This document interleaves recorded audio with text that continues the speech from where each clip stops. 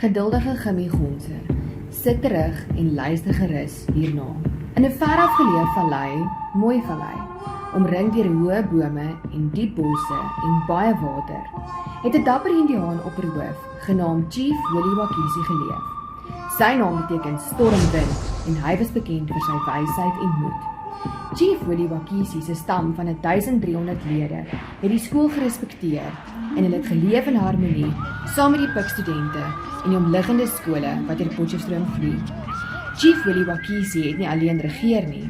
Aan sy regterhand was daar 2 goue vee, genaamd Rosemary Redfeather en Curly Cloud Christine, en dan Mighty Mountain Martin. Op 'n dag het die wolke skielik donker geword en dit het hard begin reën. In die verte van Mooi Vallei het daar 'n soldaat van 'n ander rooi stam gestaan. Hulle wou oorlog maak teen Gimmiland oor 'n paar maande.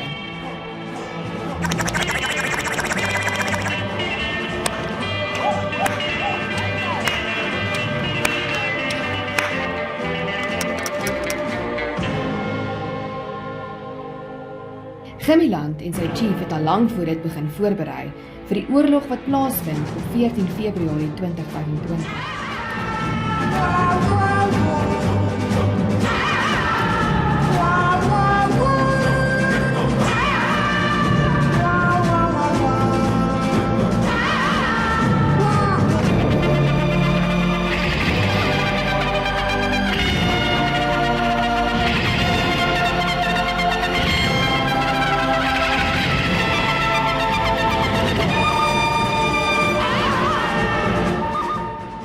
Chief Willie Wakisi het een van sy voorleiers se spiese gegryp en geskree dat hulle gesigte met blou verf moet besmeer en 'n motiverende toespraak gelewer. As jy val, staan jy op. As jy moeg raak, byt vas. Ons sal oorwin. Met elke tree sal ons triomfeer. Die chief se 6 prysvegters, Lemuel Lightning Lama, Jesse Jumpy Jack Rabbit, Emile Eager Eagle, Charlotte Chuckles Coyote, Elaine Emerald Earth en Rudolph Rowdy Raccoon het voor die troepe uitgehardloop om die oorlog voor te berei.